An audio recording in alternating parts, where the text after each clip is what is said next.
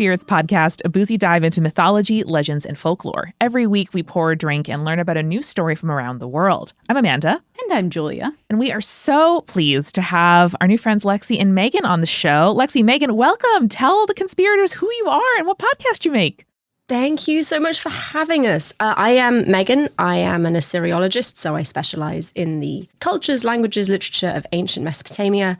I run a YouTube channel and I host the Reading Party podcast with Lexie, which is an ancient media inspired podcast review kind of thing. We get together and we talk about books, films, TV shows inspired by the ancient world. Season 2 is coming out on starting 16th of January, and we will be looking at ancient Egypt, which is neither of our speciality. So we've bugged a whole bunch of our friends into coming and helping us record that. But my other projects, I run the Digital Hammurabi YouTube channel, which is Mesopotamia focused. And I also host a podcast, a New Testament podcast called Misquoting Jesus.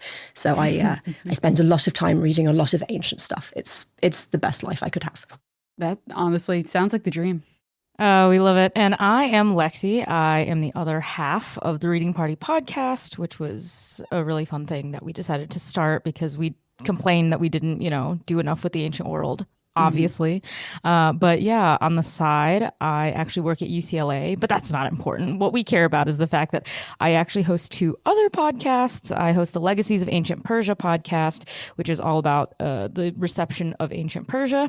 And I also host Ancient Office Hours, which is my baby, my first podcast. And that is where I interview academics and grad students and people from the sort of media entertainment industry and just talk about how history and mythology sort of impacts them and their careers.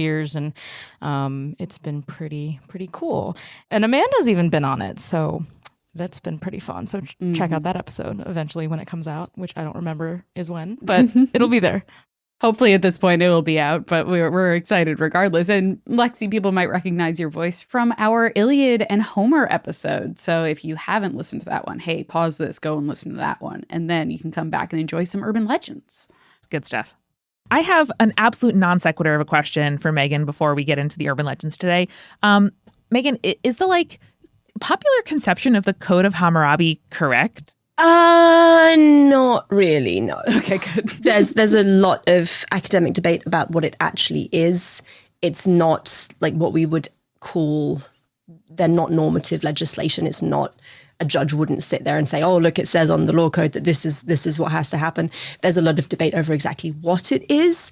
It was set up originally in a temple, so it's got a very heavily religious connotation, which is not rare for Mesopotamian royal inscriptions, which is what this is. It's about kingship. It's about the king's relationship with the gods. It's not really about making sure that justice is spread throughout the land, which is, I think, more of what we get from a modern understanding of it.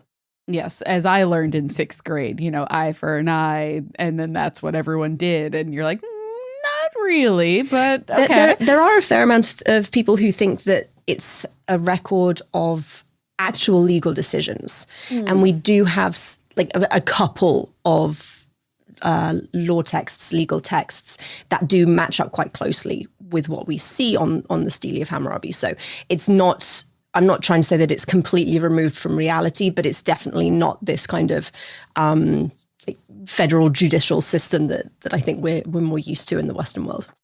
Not as simple as my 6th grade teacher made it seem. Probably not. But kudos to your 6th grade teacher for including Mesopotamia. We don't get any Mesopotamia in the UK, so... Wow, they got to get on that. I know. It's shameful, right? Well, speaking of childhood stories and where we come from, you know how we have to open this episode, which is to ask both of you, what kinds of urban legends were you hearing at sleepovers, on the playground, whispered at the back of buses that felt way too scary and kind of kept you up at night? I guess I'll start and I'll say, so I kind of had a cloistered grade school experience. So my parents at the time decided that they thought it was a good idea to send me to the French School of Chicago. And so back in the early 2000s, whatever, the class sizes were small, so there wasn't a lot. And we were all really sheltered. But within that, the school was in this massive building. And so there was a rumor that it was haunted. Right. So you're like, great, I want to go to school in a very haunted building. And so I don't know who or where this started, but I think we were in like second or third grade. And someone just kind of taps me on the shoulder and goes, don't go into the basement. And I was like, well, the basement is where our like gym is. We had big gym up top and then we had like small gym. And they were like, yeah, they shove all the younger kids in the small gym in the basement.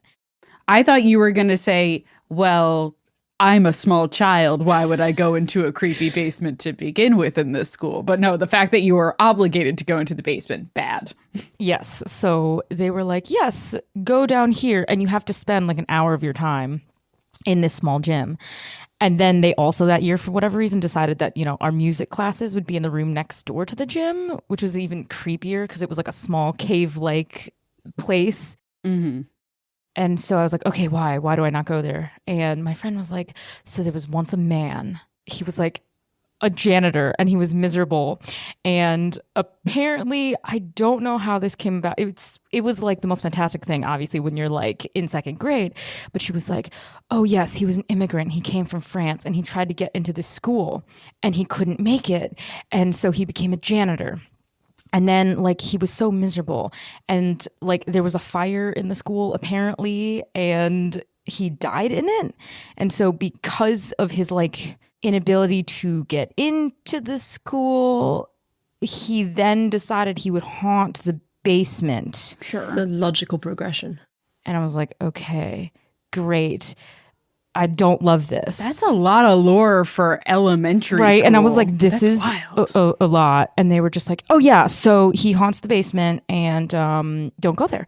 So I was like, great. So then, of course, we go there. And for whatever reason, there was like a ceiling leak or there was something. But I remember we all go down and essentially we get there. And the teacher's like, oh, actually, we can't use this. It's a mess. And like they closed the door real fast. So we didn't actually see in the room. And we were like, his murdered corpse is in there. So like we didn't actually know, but we like got into our heads. And so we did. We ran to the rest of the school and we were like, we can't use this room. It's like banned because his murdered corpse is in there, still there. Yeah, so we started that one and then it spread and then no one wanted to go down there. And even after they like fixed the room, clearly people were like, it's a school-wide cover-up. They like buried his body. They like shoved it into a locker. It's there. So that was the most haunted tale at our school for like second graders. We were terrified. That is wild. I'm noticing a trend as we tell more like school hauntings, but in particular, like grade schools and elementary schools, like not so much colleges, but mainly these like younger generations. There's a lot of haunted janitors and not a lot of haunted teachers, which I think is really interesting. It's like, because the janitor has to stay after school. He's more likely to haunt it than a teacher is. I wonder if that's the logic behind it. We're also not as familiar with the janitor. You see them in passing, you know, they come when someone throws up to put cat litter down or whatever. Like, you know, they're more of kind of a passing figure than a teacher who you get to know very well. Megan, how about you? Did you grow up with any interesting urban legends? I feel like a lot of times when we ask this, a lot of our guests for the Urban Legends episodes are American. So I really haven't heard a lot of like hometown urban legends from folks who are from like the UK or anything. We didn't have a lot. So not really an urban legend, but my mother always said that she grew up in a house with a poltergeist who used to violently throw crockery against the wall and smash it. Whoa. Which was really interesting. There's like literally no more to the story than that, but that was really cool. We had like stuff like Bloody Mary that I think probably is an American import. Things like that. It's not really a ghost story, but the only location-specific story that I grew up with. I grew up in a very, very, very tiny village, and the slightly larger village next to me where I went to elementary school has a church. In the UK, most villages have a church. And there was a story that William Shakespeare actually spent the night there because we're almost halfway between London and Stratford. So there was a kind of a story that he spent the night in the church once. But unfortunately, he doesn't then go on to haunt the church, which I think would be a much better story. But no, my stories are really very boring and mundane. Can I ask a follow-up question about your mom's house haunting? Absolutely. Like, was it well known among the family, like, this is a poltergeist that is throwing things? Or was that like your mom's extrapolation? Or I don't actually know. Okay. So my grandmother died when I was 4, so it's not something that I could talk to her about. My grandfather was very, like, severe older British gentleman. Sure. Yeah, so not really something I'd ask him about. And her 2 sisters are much, much older than her, so they didn't actually live together at the time. But she is still utterly convinced that, no, it was definitely a poltergeist. This was what was going on. And she said that she saw the plates and stuff go flying, so... And she's not given to flights of fancy. That's how you know, too. Like when a skeptic is like, yeah, I saw those plates go flying across the room and no one was around them. That's always like absolutely the most satisfying story to hear. You'd be like, yeah, I don't believe in ghosts, but I did see a bunch of plates go flying. And if they don't want to talk about it, it's further evidence that it's true. Lexi, you did get us into the idea of haunted schools, and I have a good one that we have to talk about. Hell yeah. So this is from Lucian, they, he, and he writes in about a Catholic school haunting. So he goes, my name is Lucian, and I'm a longtime listener writing to you from Poland. In the beginning, I want to put a disclaimer that the story is actually what happened to a close school friend of mine, not me personally. But with that being said, let's jump right into the story of the Catholic school ghost/spirit. It all took place during my senior year in high school. With a bunch of already adult teenagers, one could think that believing ghost stories would be a thing of the past, left behind to the scout campfires. One would be right if the said story didn't happen to one of the teenagers. Our school was located in a monastery dating back to the 11th century. Now, every time someone writes in from anywhere in Europe and they're like, hey, by the way, like also, for example, Shakespeare stayed in a church near my house, or like... My home church is in the Doomsday Book. Of course it is. Why wouldn't it be? Of course. Why not? Or like, you know, I grew up in a castle. I'm like, what? What So do you odd say? to us. It's so odd. Our country's such a baby in comparison. We're just like, ooh, yeah, 300 years. That's an old, definitely scary house. And they're like, a castle from the 11th century. Well, for you both, as scholars of the ancient world, are you like, pshaw? if it's in CE, don't talk to me. Honestly, yes. It sounds really, really snobby. And it's even worse than that for me, because when I was still in grad school, like my speciality was the early side of Mesopotamian history. So we're like 3rd millennium, 2nd millennium. Once you get up into the 1st millennium, I'm useless and I really don't care. Sorry, that's too recent for me.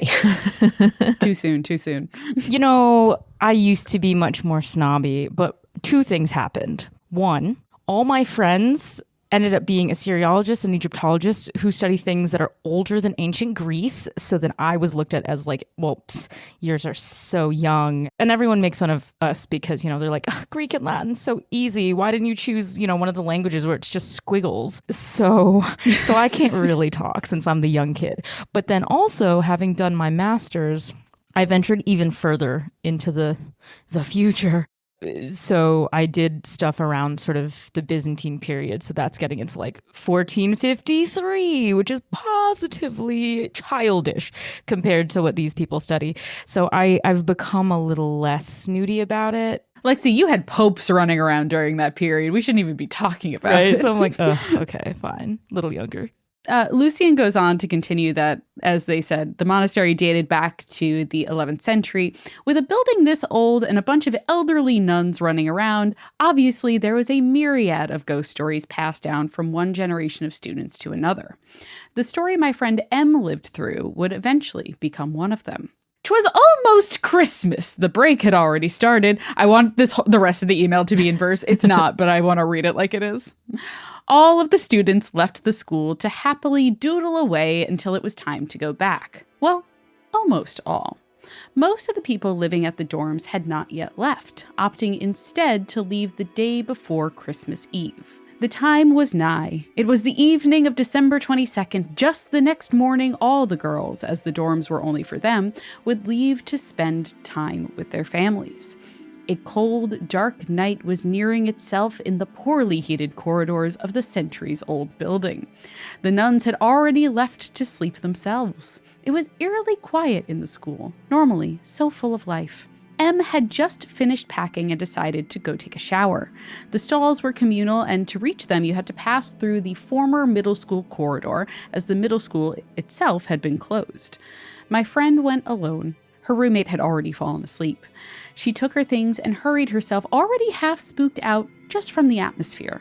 Our school always felt a little weird after the sun had set. All the crosses and statues of angels who would stare at you with those stony eyes never failed to creep out even the most rational of students. I'm going to just interrupt here and say stone angels, since Doctor Who, are some of the scariest fucking things. I mean, I quite enjoyed a stone angel before. Now, very pretty. I will not walk past one in the dark. It's just not going to happen. Absolutely not. You have to keep making eye contact with them. Otherwise, they can't move. So everything's fine. That whole description is just terrifying. I think I hated gargoyles ever since, like, Beauty and the Beast. When you have that gargoyle scene, I was like, nope, they're ruined. Nope. It's fucked up. Can't do it. Simply can't do it anymore. So Lucien continues, covered in the long night shadows, they always seemed even more otherworldly. Em reached the stalls, hearing nothing except her own steps that echoed throughout the entire corridor. Took a shower, brushed her teeth, and in no time she was ready to go back and put herself to sleep. She definitely would have done just that, had she not noticed that one of the statues at the end of the corridor moved itself. Or did it really? Walking a little closer, she suddenly froze in fear. No, it was not the statue. The statue was at its usual place, but if not the statue, then who, or what, was standing just a couple of meters in front of her? Later, she would describe it as fairly tall, more or less 1.8 meters in height, which is 5'11" for American measurements. Thank you for including those. All shadowy, nothing could be seen of this creature. It had a bulky posture, but a little contorted, almost unnatural. She might have even gone to investigate, but didn't for the simple fact that the creature, as she was watching, moved. That was the time when the adrenaline kicked in and she ran off, never looking back. She had to take the long route back to the dorm, but it was absolutely worth it, never having to pass that thing again. We might not have believed her story, but both her roommate and the other girls from the dorms testified seeing her run in a sheer panic back to her room. We would rarely see them so serious, so we believed it immediately. To this day, no one really knows what that thing was, but in such an old building in a city that has experienced countless wars, it could have been anything, really. And frankly, no one ever dared to try to investigate it again. Thank you for reading my story. It was definitely one of the experiences that made me interested in all of the weird and wonderful stuff, and for sure pumped me full of respect of them. Thank you for your work, and have a wonderful day. I think running away and not looking back is the only course of action available to you if that kind of thing happens. Hell yeah. Or you back up real quick with your eyes on that continuously, because I feel like the minute you turn away from that thing, it's going to attack you. Yeah, that's fair. And I need eyes on that to make sure it does not continue to move in my direction. Mm-hmm. Like encountering like a bear or a mountain lion, you know? The way it was written was so cinematic almost. Like, I'm imagining this like building where there's, you know, a ton of like gargoyles and like weird, creepy things. If I were in their shoes, I would have done one of two things. I would have run away terrified, or I would have tried to confront it like, okay, I'll take a stand and I'll like try to stare down the thing. Either that or screaming. There's no like in between. There's no in between. It's either very brave or very terrified, which I appreciate. In a lot of the stories that are submitted to us here, this is more with ghosts. I don't know if this works well with like shadow figures or creatures or whatever this thing happened to be, but like a lot of people will see positive results when either they're very polite to a ghost or if they're firm but polite with a ghost, being like, okay, this is fine. I would appreciate if you stopped because I'm not having a good time anymore. So I think that for the most part, your idea of like confronting it has worked for a lot of people in the past. Excellent. It's good to know, right? I do love to know that confrontation does sometimes work, even though I'm a very conflict averse person. You know, as you were reading that story, though, it's really funny because it reminded me of a sleepover at my friend's house. Yes. I'm younger than my friend by at least 3 or 4 years. And so I was like the young kid invited to her cool 8th grade graduation. And so I was young. And we kind of had something like that. I mean, we were at her house, but like her mom has like creepy statues like everywhere. Like really creepy, like dolls, you know? And so I'm like, okay, well, I didn't want to, but they made us watch a horror movie. The parents did? Or like... No, she did, my friend. Oh, okay. She was, you know, like, I'm going into high school, so I need to be brave. So she's like, we're going to watch a horror movie. And I was like, this is a really bad idea. I'm Seems too terrible. young. But she was like, we're doing it. So I sat through this horror movie. Do you remember what the movie was? Yes, we watched One Missed Call. Oh, and okay. I hate... Oh, God, I mean, there's nothing I hate more than like scary paranormal things. I'm like, I can take a lot of other types of things, you know, if it's grounded in some kind of physical thing, I'm kind of okay because I can rationalize it. And having loved mythology, I was like, I can imagine that. But when it's like ghouls and demons and shit, I'm like, nah, I'm out. But yeah, so we watched One Missed Call, and then she did this like evil thing where she like changed all of the ringtones on people's phones to be like the creepy ringtone. That's so mean. Right? I mean, we were like shitting our pants, but the same thing happened. So like two of us, one of her friends and I like got up in the middle of the night and we're like, okay, we're kind of hungry. We need to go to the bathroom. But we'd like walk downstairs and we saw like the shadow of like one of her mom's like creepy dolls. And we were convinced that it moved in the middle of the night. And we were so terrified. We like ran away out of the kitchen screaming. I don't blame you. And we're like, it moved, it was a thing. So that's what it reminded me of. So I was kind of getting chills as you were reading because I was like, okay, creepy. There you go. Creepy dolls are just like, I don't know what it is about them. There is something very, very unsettling. There was a whole load of them at my local thrift store a couple of weeks ago. Clearly vintage. I have no idea if they were valuable. They were in these old dusty boxes and like individually, sure, they look beautiful, but there were like 20 of them just all grouped together. And it was, yeah, I did not enjoy that experience even a little bit. I can't imagine sleeping somewhere with dolls. No. Yeah. No. I don't have a doll fear, but I get why people are creeped out by them. Like I'm a clown fear girly myself, but like I get why they're too realistic and your brain can't make that kind of like uncanny valley connection being like, they look very real and they just keep staring at me, not moving. And there's something seriously wrong with that. That's me with mannequins since Doctor Who. I talked about this yesterday. I will clarify and go on record and say I'm not normally afraid of dolls. Like that is not a fear I have. But I think after watching a creepy film, yes. We talked about mannequins though, Lexie, when we were doing the Stray Gods playthrough. Did. I was more afraid of the mannequins because I just played the Dark Pictures anthology game, The Devil in Me. And there you have creepy mannequins and animatronics in this murder castle. And that's what scared me. So it's like I have to be influenced by I just saw or played or something with a creepy element. And then if you get me in the right environment, I'm terrified of it. I feel you. I get it. That's a rough one. Not going to blame you. Well, I think we are in the right environment to go ahead, refill our drinks, take a brief stretch, and then come on back for more urban legends. What do y'all think? Sounds good to me. Perfect. Amazing. Hey, this is Julia, and welcome to The Refill.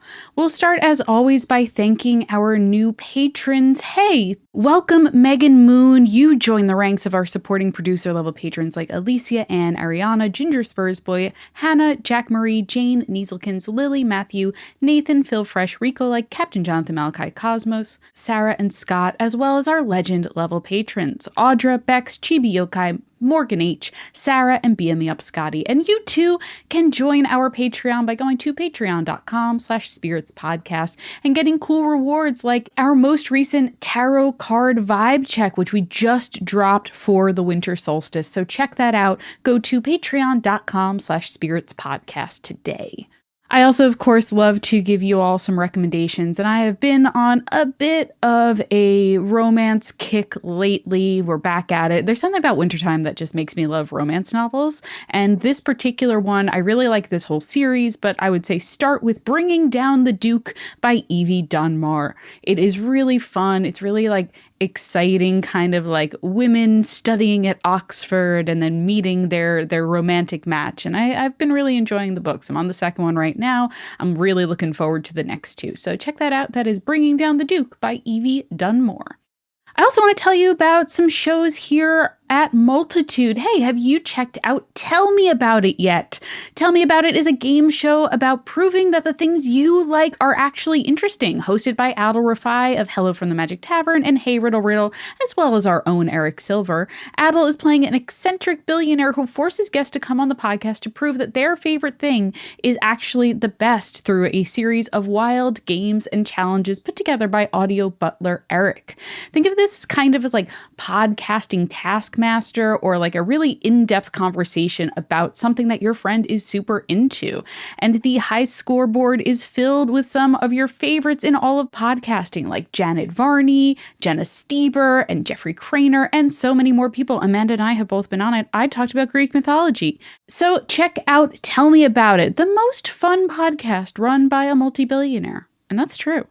And now let's hear from our sponsors. This show is sponsored by BetterHelp. Now, here's the thing. My family are difficult to buy gifts for, and I'm also a difficult person to buy gifts for as well. I never know what to tell people to get me for the holidays, especially when they ask, because my parents always ask. And so it's really difficult for me to be like, yes, I want you to treat me to a thing that I haven't gone out of my way to buy for myself. That's why it's so difficult. And whether or not your family gives gifts during the holidays, you get to define how you give to yourself. And the holidays are a great time to do that. So whether it's by starting therapy, going easier on yourself during the tough moments, or treating yourself to a day of complete rest, you have to remember to give yourself some love this holiday season.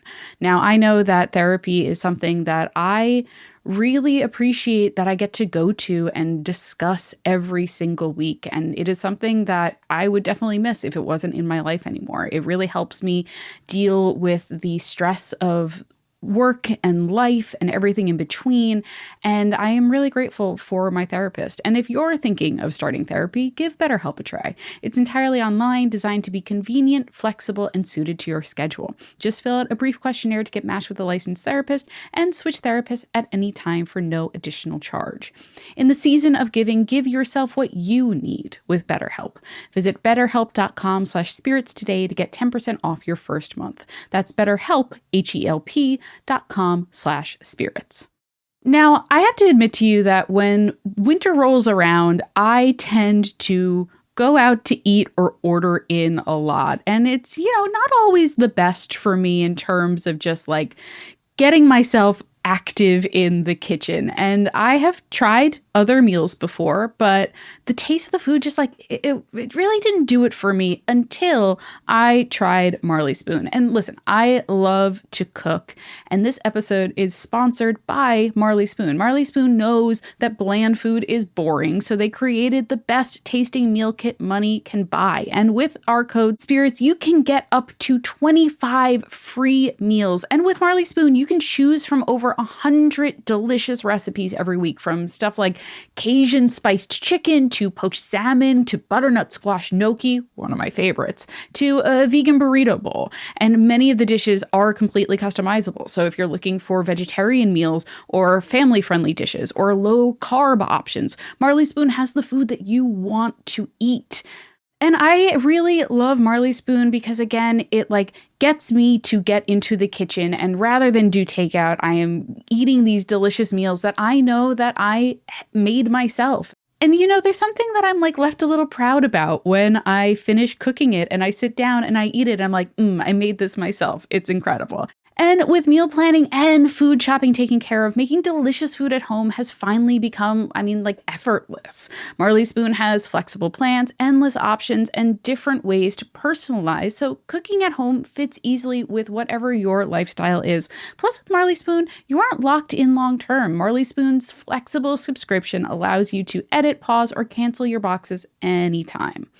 So experience the most personalized meal kit with Marley Spoon. Head to marleyspoon.com/offer/spirits and use code SPIRITS for up to 25 free meals. That's right, up to 25 free meals with Marley Spoon. One last time, that's marleyspoon.com/offer/spirits for up to 25 free meals. And make sure you use our promo code SPIRITS so that they know that we sent you.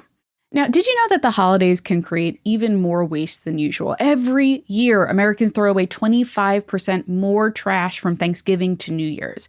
But what if I told you that there was a way to get all of your holiday shopping done without the guilty feeling over waste that typically comes with it? Hey, you guys know about Blue Land. Blue Land is on a mission to eliminate single-use plastic by reinventing cleaning essentials to be better for you and the planet. The idea is super simple. You grab one of their beautiful Forever bottles, fill it with warm water, drop in a tablet, and get cleaning. And refills start at $2.25. And you don't have to buy a new plastic bottle every time you run out. You can even set up a subscription or buy in bulk so you never run out of the products that you use the most. From cleaning sprays to hand soap to toilet cleaner and laundry tablets, all Blue Land products are made with ingredients that you can feel good about. I have talked about how their toilet cleaner is like a bath bomb for your toilet, and I love it so much. But I'm also a huge fan of their hand soap because I just really love the scent, and it really makes my hands feel both clean and also soft, which is a real benefit. Now, Blue Land has a special offer for listeners. Right now, get 15% off your first order by going to blueland.com/spirits. You won't want to miss this. Blueland.com/spirits for 15% off. That's blueland.com/spirits to get 15% off. And finally, this episode of Spirits is brought to you by Wildgrain. Wildgrain is the first ever bake from frozen subscription box for sourdough breads, fresh pastas, and artisanal pastries. Every item bakes from frozen in 25 minutes or less, no thawing required. And the team at Wildgrain they just sent me a box, and there's so much delicious stuff inside it.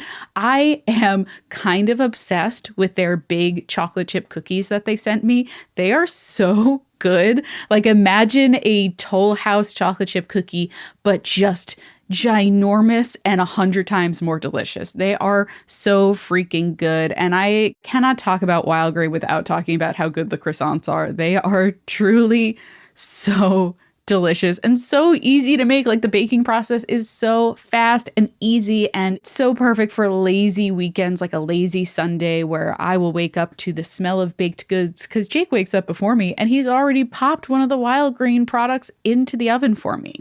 And now you can fully customize your Wildgrain box so you can get any combination of breads, pastas, and pastries that you like. So if you want a box of all bread, all pasta, or all pastries, you can have it. Plus, for a limited time, you can get $30 off the first box, plus free croissants in every box when you go to wildgrain.com/spirits to start your subscription. You heard me. Free croissants in every box and $30 off your first box when you go to wildgrain.com/spirits. That's wildgrain.com/spirits, or you can use the promo code SPIRITS at checkout. And now let's get back to the show.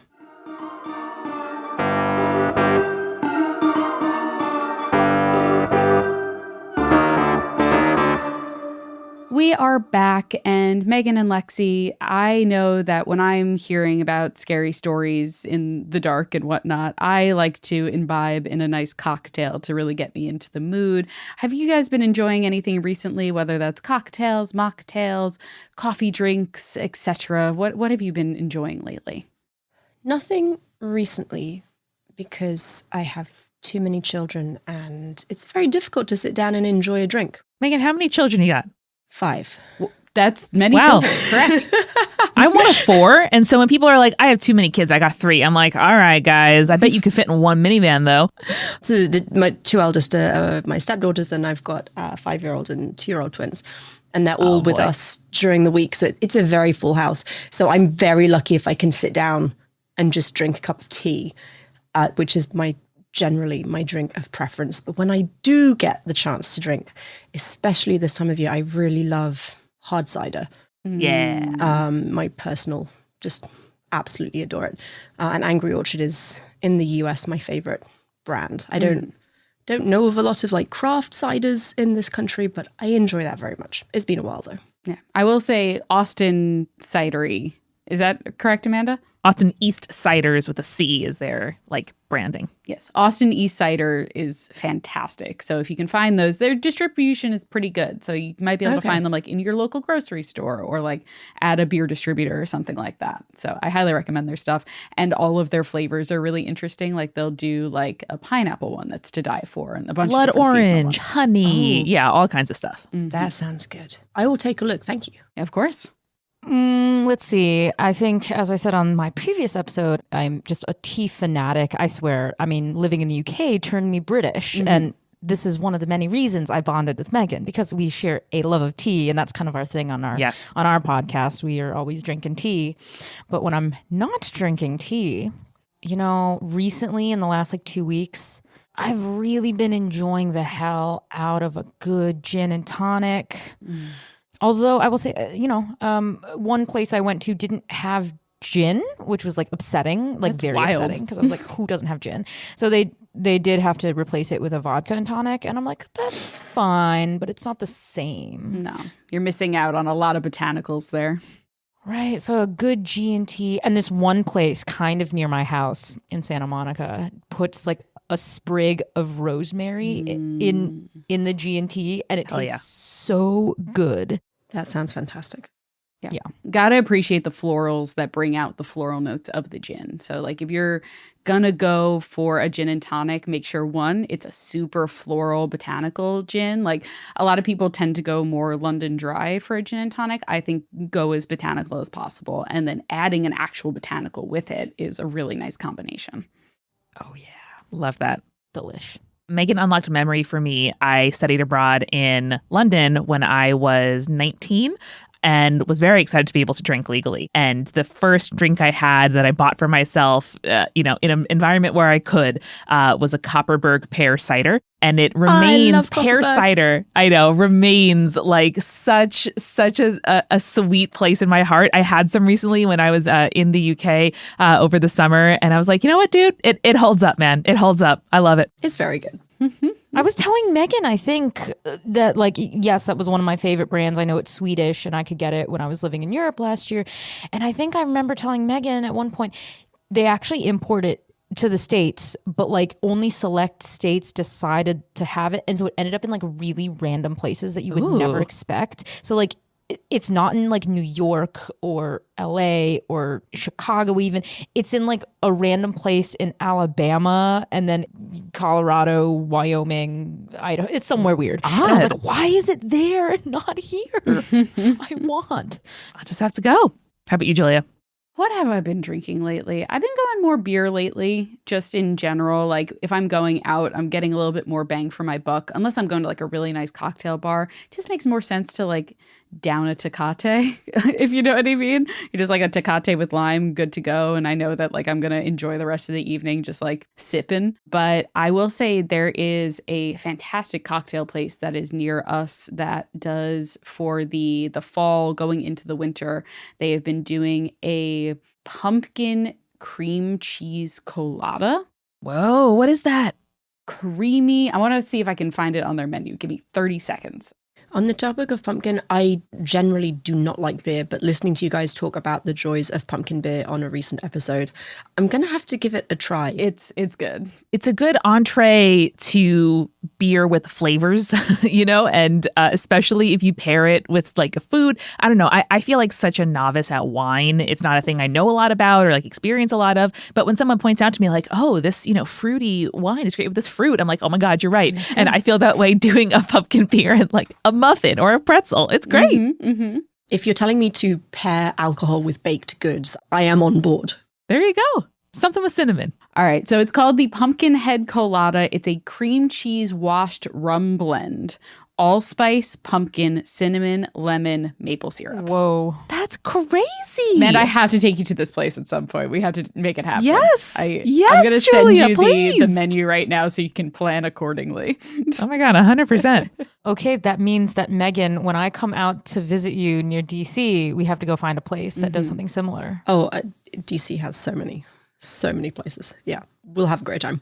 Okay, amazing. Fantastic. Guys, I've called an audible and I've selected a different urban legend to the one that I was planning to read, featuring a poltergeist. Perfect.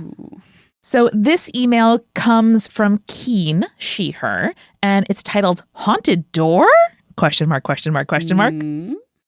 Hey, spirits, love listening to the show. Thank you so much for the Urban Legends episodes in particular.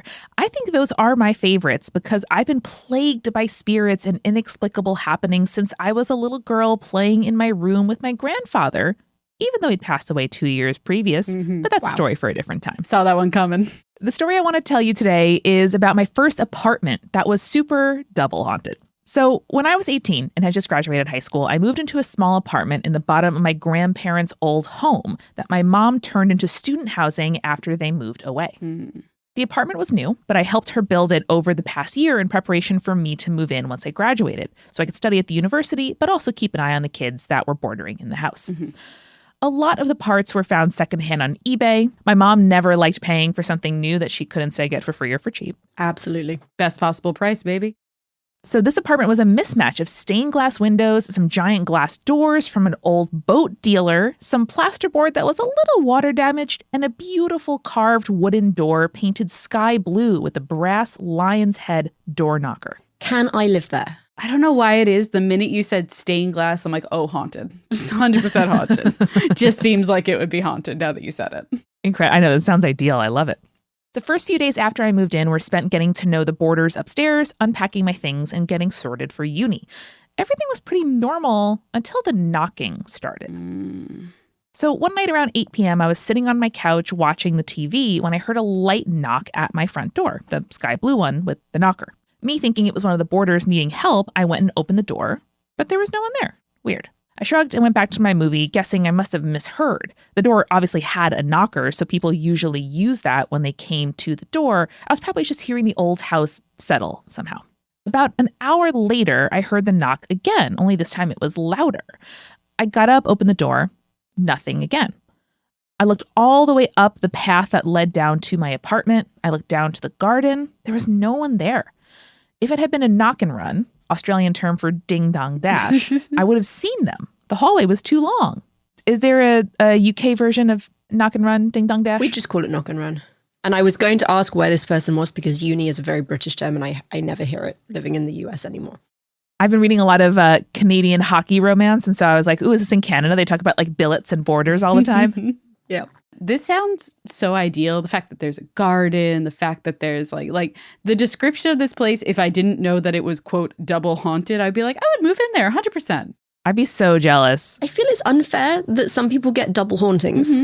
And I am in my mid-30s and have not had a single haunting yet. That's just something is just wrong. Some people are just lucky that way, you know?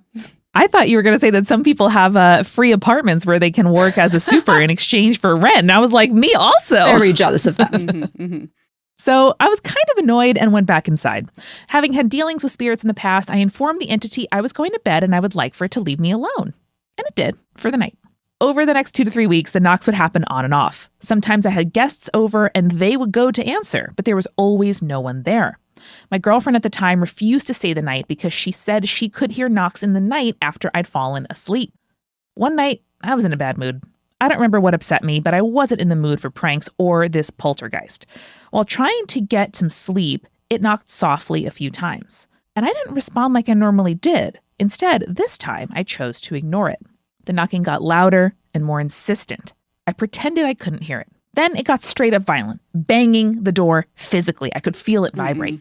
Very annoyed by this point, I jumped out of bed and screamed at the door, "Shut up, go away, I've had enough of you." At which point, of course, my house keys flew horizontally off the dining table and smashed against the wall.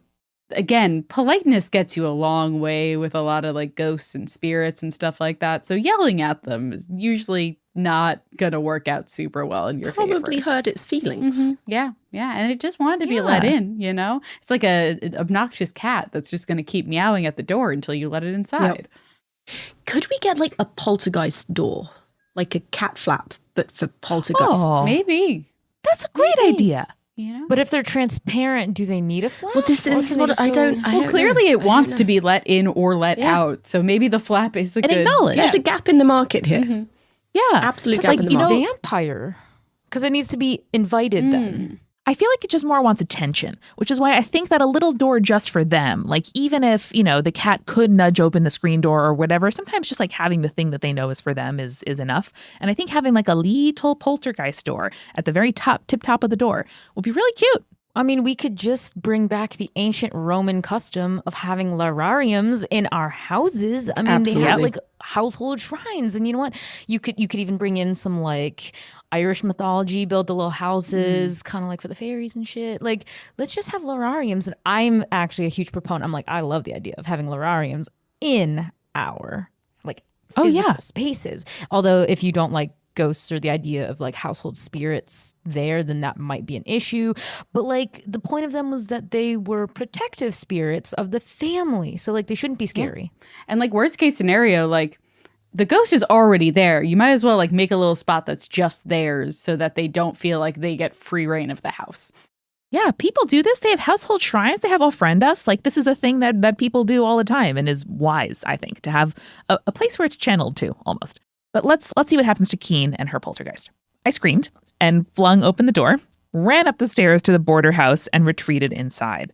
I stayed with one of the student girls for the night, shaken and upset. Yeah. That was scary. The next morning, I stormed into my kitchen and filled a bucket with warm water and a whole container of salt. I scrubbed the door down and grumbled the entire time about entitled ghosts being rude. And I gotta tell you, there was no knocking after that. Wow, that was smart. The salt water is a really interesting vibe. I like that a lot. I get quite testy if people like stop me from sleeping and interrupting my sleep. So politeness, I do see that being a better way to go. But I think if I was sleep deprived and someone kept knocking on my door, I'd be like, shut up. We can talk in the morning. You're still going to be here. I'm still going to be here. It can't be that important that you need to stop me from sleeping. I think I'd go with like a cute little knockback on like the floor, the bedstand, you know, the headboard, like whatever it is. They knock at the door. I do a little knock on the wall, like my siblings and I used to do when we would be in, you know, separate rooms and on vacation or something. I like that. Like, though. I hear you. I acknowledge you. We'll continue this later. Tap, tap. Yes. Good night. A bit of an update, though. The story doesn't end there. Keen continues.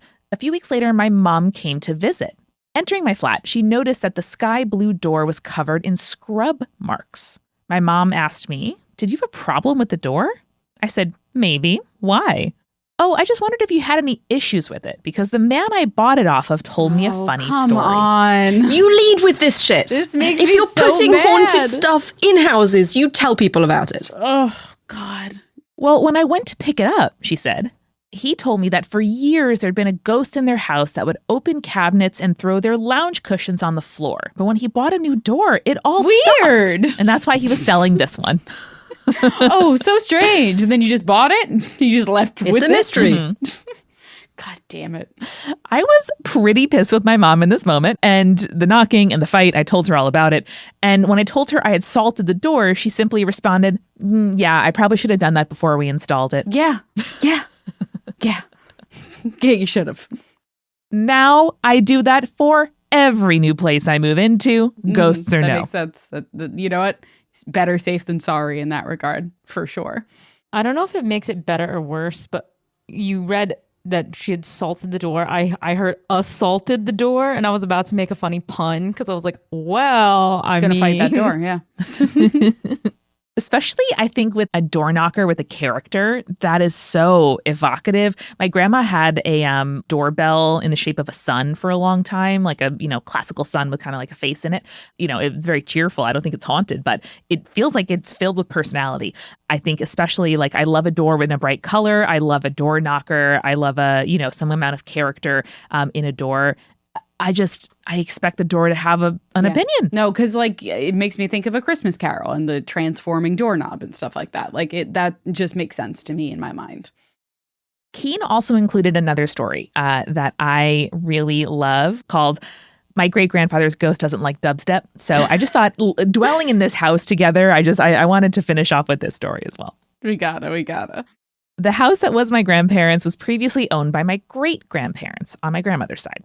Even before it was turned into a boarding house for university students, you would hear my great-grandfather's footsteps upstairs. I remember being about 8 years old, helping my grandmother in the laundry downstairs, and looking up at the old boarded ceiling as I heard someone walk in the upstairs door into the living room, and the sound of a chair being pulled out and sat on. I should note, by the way, the room was carpeted. There were no chairs. There were only 2 heavy couches.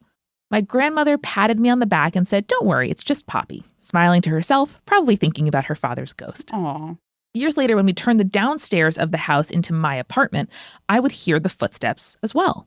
They'd always go from the front door into the old lounge, chair pulled out with legs scraping on wood, and then silence as he sat. This would happen when there was no one else home and the room was still carpet. And now, by the way, a university student's bedroom. Now, would you guys sort of negotiate some discount in rent in exchange? Like, this ghost sounds great. They have just like a predictable pattern. You know, he wants to sit in his chair, read the paper, etc. I'd be cool with that. Maybe not my bedroom, ideally. I'd prefer that in like a sitting room or a kitchen, but that's okay. Amanda, you've dealt with a lot of landlords in your past. Do you think any of those would have given you a discount for a ghost? Nah, dude. Yeah, no, I don't think so either. But one night, the boarders were having a party upstairs. There were quite a few guests, and all of them were drinking, having a nice time.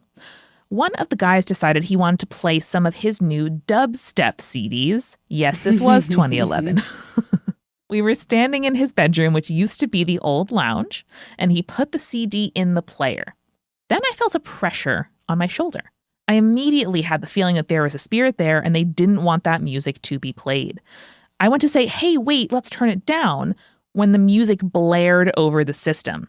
I was hit with a palpable wall of anger, such that I actually felt scared. Suddenly, a standing electric fan that was by itself across the room toppled over with a loud crash and turned on by itself. The guy shut off the music and stared shaken at the fan. And then I said, "I think you upset Pop." Needless to say, we kept the party out of his room from that point onward. Smart. Good call. Again, we were talking about like creating spaces for these ghosts so that they don't haunt the whole house. That's his room. Don't fuck around in his room. That's all. I do want to say a bit of a sober note ending this email, but it is creepy, so I think it's worth it. So Keen concludes to say that, you know, I mentioned that the house used to be not carpeted, like that room is now carpeted, but it wasn't before, because my grandfather actually died in that room. Or great-grandfather. One afternoon, he came home, lit his smoke, sat down in that chair, leant back on the 2 back legs like he liked to do, lost his balance, and cracked his head open on the radiator. No. That is how he died. And so she thinks that he is repeating this final routine of smoking his pipe, reading his paper, and leaning back in his chair. I mean, that makes sense, but I hate it. I was going to say, him essentially dying over and over again brings a whole level of sadness to the story that was not there previously. No, the context makes it sadder. I'm simply reading the news. Yow.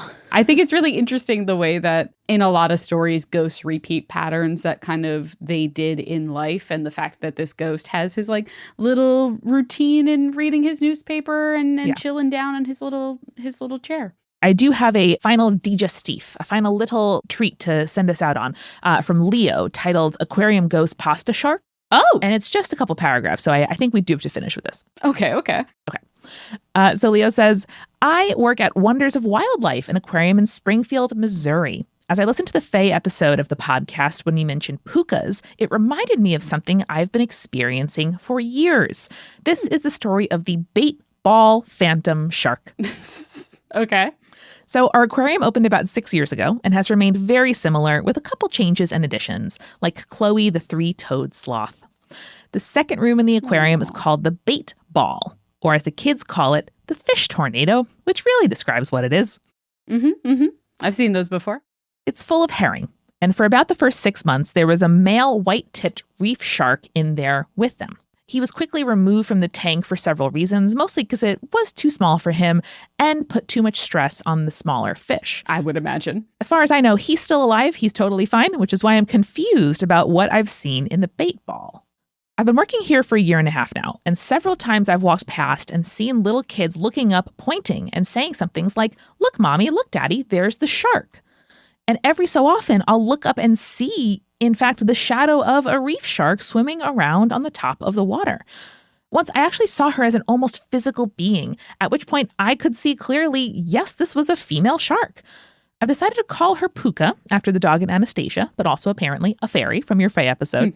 This is the first time I've ever told anyone about seeing her, so maybe I've been seeing this just on my own and also all the kids, but I think she's amazing. She sounds amazing. Are you sure they removed her? Because like at that point, Yes, I'm like, they removed if her. you're seeing her, like what else could it be? Like, did they replace her with something? No, it's just still the squad of herring. Didn't he say that the shark that was originally in there was a male shark anyway? Oh yeah, good point. Yes, a male white-tipped reef shark, and the shark that remains is a female shark. Interesting. Love the idea of a ghost shark. I love the idea of a ghost shark because I just love sharks. Also, how did I not know there was a shark in that aquarium? I have a good friend who's from Springfield, Mo. Oh. So I was like, You need to plan a trip and see this ghostly shark and then report back to the rest of the class. I do. I'll call my friend up and be like, yo, so can I come visit you? Well, Lexie, if you do end up visiting the aquarium, Leo included a PS, which is, I want to tell you about the zebra shark in the first room of the aquarium as well. She's so glamorous and beautiful and would definitely look like a ghost if the lighting in the exhibit was just a little bit darker. Her name's Alfredo, and she and Puka are the definition of kind of creepy, kind of cool. Alfredo's such a good name for a shark. That's perfect. I love it. No, I need to go do this. Please visit Alfredo and also Puka. I need to because I need more sharks in my life. You know, I mean, I suppose now that I'm kind of close to the ocean, I could try to find some sharks, but that might be a little scary. But yeah, there's some pretty cool sharks out there that are, you know, kind of creepy. One day, you know, the most haunted thing I'd like to see in my life is a real life goblin shark or frilled shark because those things are terrifying, but I love them. So who knows if I'll get to see one, but that would be the haunting I would like to see. My 10-year-old recently learned about the megalodon and is obsessed and keeps gently asking me maybe there could still be some in the ocean somewhere. And I'm like, maybe. They're pretty big though. I think someone might have noticed. But maybe. Possible. Loves them. Just remind her the ocean is so undiscovered at this point. There might be one in there. This is what she counters with when I say they're pretty big. She's like, very but smart. Megan, it's so big. Who knows what's there? Like, I mean, I can't answer you. I'm not an oceanologist. look, So. I watch every deep sea ocean documentary I can get my hands on because I love that stuff. So I see the kinds of things that are down there. I mean, the giant squid is massive. It's like 28 feet long. So I'm like, you know, it could fit, but it would just have to have evolved so that it could be really deep.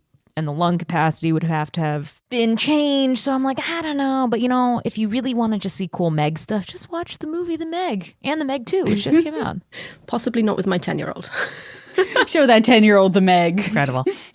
Well, Megan, Lexie, thank you so much for joining us for these Hometown Urban Legends. Can you please remind the conspirators where they can follow each of you and the show online? Absolutely. So most of my social media stuff is Digital Hammurabi. I'm not really on Twitter anymore, but when I am, it's at digi_Hammurabi. Our website is digitalhammurabi.com. Same for YouTube. Reading Party is the Reading Party podcast, available on all good podcasting apps. We do also have a YouTube channel which gets all of the podcast updates and the occasional bonus video feature. I don't have a web address for that because it's still very small, so it's like youtube.com/a bunch of random characters that I have not yet memorized. But if you like books, literature, movies, TV inspired by the ancient world, would probably worth a listen. You can find all my stuff either at Lexie Henning, which is all my personal stuff, or if you want to find my more official business stuff, you can find me at theozymandiasproject.com. So that is my nonprofit for humanities stuff. We have a lot of cool, exciting things.